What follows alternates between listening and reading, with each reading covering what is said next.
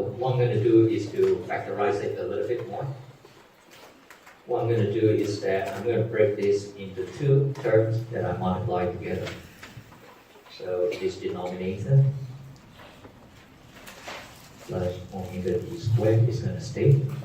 This numerator over here, I'm going to bring this zeta omega n over here, and then have an omega d up there, omega d down there, so that I've not done anything like adding a new term to it. So now we can do the factorization. Sorry, now we can do the inverse Laplace.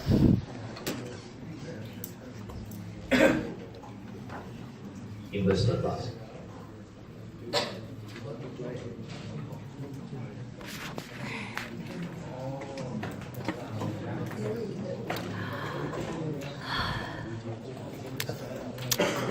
I will dig up my stand. And Thursday you're not here, I can use. No, Thursday I'm coming to school. Coming to school for what? So I want you to see study this now, form school is study. over here. Not like us got lesson, right? Not like us got lesson, right? And Janice got lesson. Oh, crash lecture. Yeah. It will be on structure and afternoon will be fluids. Over bracket s plus a squared plus omega squared. Right? This form. So I'm going to use this form. Now we're able to do an inverse Laplace and we'll get this form over here. Where this a now would be omega zeta omega n. And this omega there will become omega d. So I'm going to write it down. This term that's over here, can you see another similar form? Which one?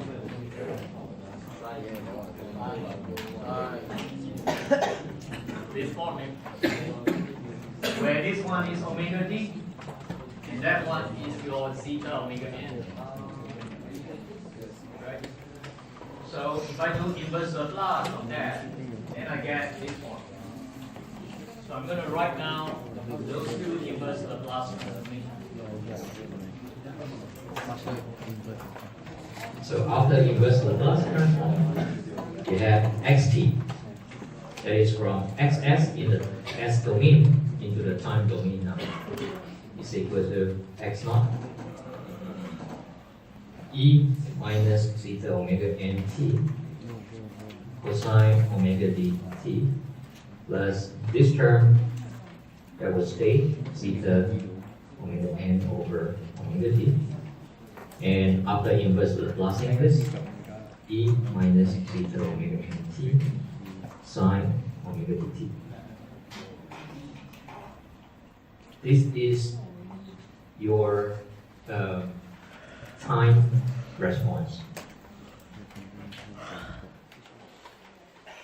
So how we came to this, because we have that second order differential equation, and this is a case where we have the underdamped, that is zeta that's less than 1. This is in your data book, so you do not need to memorize this. Right? It's already in your data sheet. But your data sheet expresses this in a slightly different way, just this part. You have zeta omega n. This omega d, you seen before, is omega n square root 1 minus zeta squared. So omega n and omega n can be cancelled. So you have zeta over square root 1 minus zeta squared. This is a form that's provided in your data book, right? Not this one, but this form. Okay, so just focusing on this. So if I were to sketch this equation of x t, that's your y-axis, against time. So as we increase the time, you can see that there's time here, there's a time here, and there's a time here. If I were to do a sketch of this, how does it look like? It's going to look like this.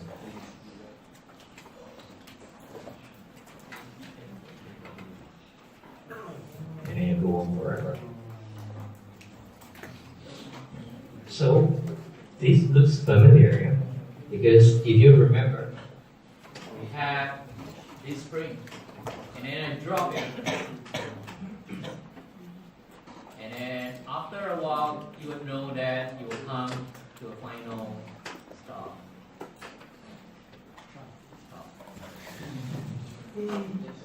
So that is exactly that kind of motion that you can expect.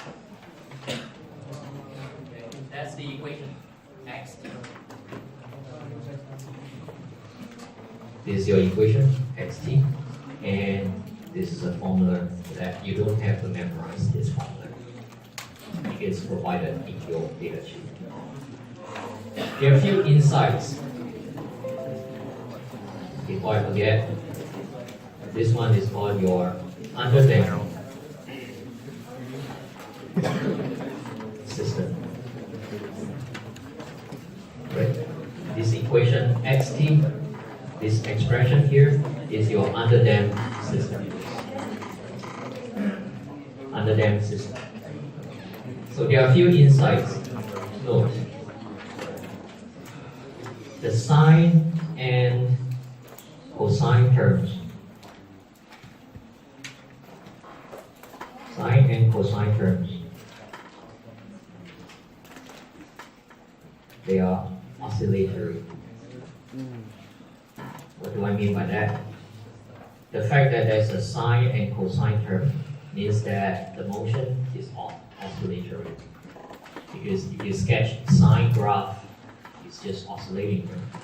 Cosine graph is also oscillating. So that sine and cosine term inside this expression means that they are oscillatory. The other insight, if I were to take this common factor e to the power minus zeta omega n t, right? This is a common factor. Put it outside, x naught e to the power minus zeta omega n t. This term here is your amplitude, and it decreases exponentially. Right? So this term, because it's minus e to the power minus, it means that it decreases exponentially. Where is that exponential decrease? It's over here and over here. So later on, I'll talk more about these two dotted lines.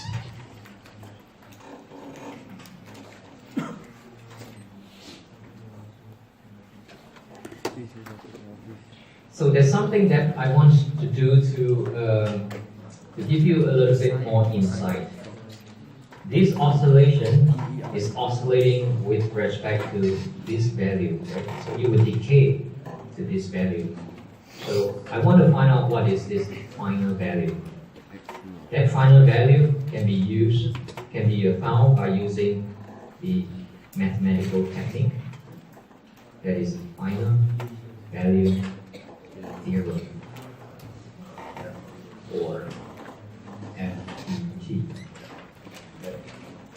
Don't worry if you don't know what's the final value theorem. I'm supposed to teach you, right?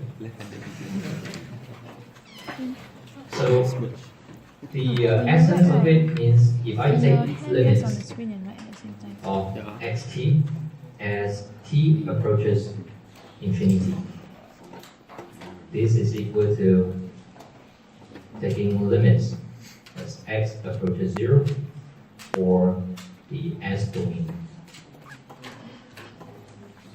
You'll be kind of like wondering, what is this? I've never seen this kind of thing before. Don't worry, just sit over there and I'll tell you what it is. What I want is that this xt, right, which is this line over here, I want to find out when t becomes infinity, what will be that value, that value. That's what it means. That's in the time domain. Correspondingly, in the S domain, it's going to be in this form. Why is it in this form? That's because somebody found it out. is that It will one. not autosave on it. But Unless how can I make close use the of that document. one? What That's what more that? important. Dropbox. What I want is to But use if I open again, it will equation still be 4. there. So if you look back equation 4, and then multiply by s. Yeah, small letter s. Take equation 4, multiply by s. So I want to get s, s, s. So if I were to do that, then I'll have that s plus 2 zeta omega n over s plus zeta omega n squared plus omega d squared multiplied by s, because I multiplied by s over here. Why do I need to multiply by s? Because I want to get to this form. So if I were to take limits as t tends to infinity, or xt, what that means is that what I want is x when time is equal to infinity. Yeah. So if x is when time is equal to infinity, that means this oscillation will come to a point where it rests. What is that final value? I can find it from this. If I take limits as s tends to 0, for this entire expression, alright, if I take limits as s tends to 0, so let's have a look at the numerator. This s over here is 0, and plus 2 zeta omega n. That s there will tend to 0, so that numerator will become 0. Right? So 0 over whatever is down there will be equal to 0. So 0 is 0. So what that means is that when time goes to infinity, that value is 0. That's what it means. What is that final value? So there will be other cases that will have that when time tends to 0, it's not a 0 value. But later on, we'll have a look at those cases in other languages. But for this case, it will be 10 to 0.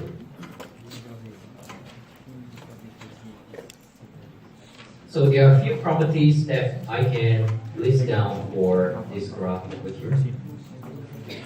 This dotted line that's at the bottom, it has an equation that's minus x naught e to the power minus zeta omega n t. That dotted line that's at the top, x naught e to the power minus zeta omega n t. In this graph, there's a certain period. The period is defined from, if you start over here, you go through one oscillation and come back to the same peak. So this time over here, time taken, I call it my tau d instead of tau n. And the formula for that is 2 pi divided by omega d.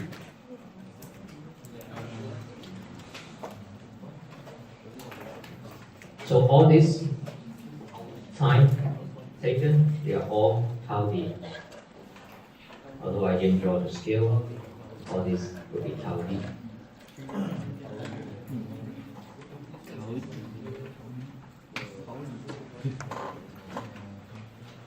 So there are a few insights that I want to share with Is you. this by going to So- account SS school of tap on there? Theoretically, if t tends to infinity, your x infinity will be equal to 0. However, practically, t is actually finite before x achieves steady state.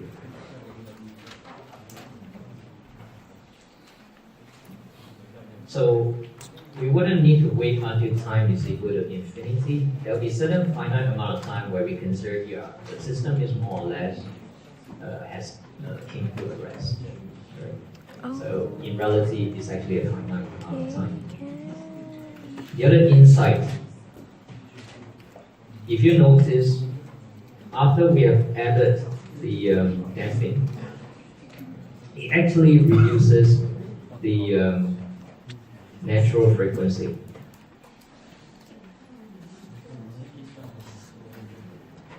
From omega n to omega b. Why it does that? Why would it reduce? Because your damper absorbs the energy. That's the job of the damper. And where does the absorbed energy goes to? It releases as heat in the damper. And because of this absorption, it reduces your oscillation amplitude. Right, so each of the hum, as it goes along, that amplitude will be reduced and reduced and reduced. Now what that means is that for zeta that's less than 1, is for the case of underdamped, your omega d is less than omega n.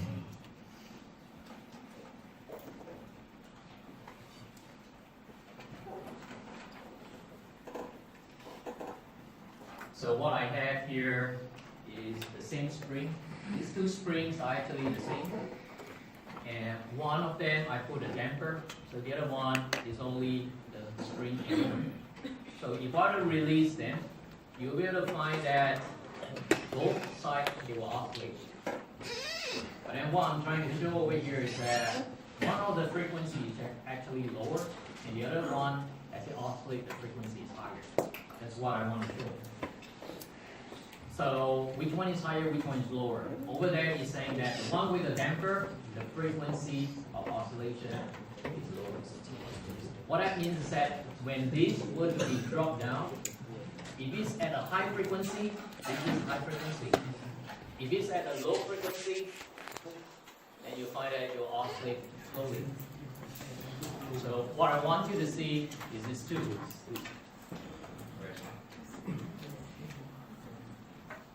If I were to drop down, this one's supposed to be at a oscillate at a higher frequency, and this one at a lower frequency. Let's see.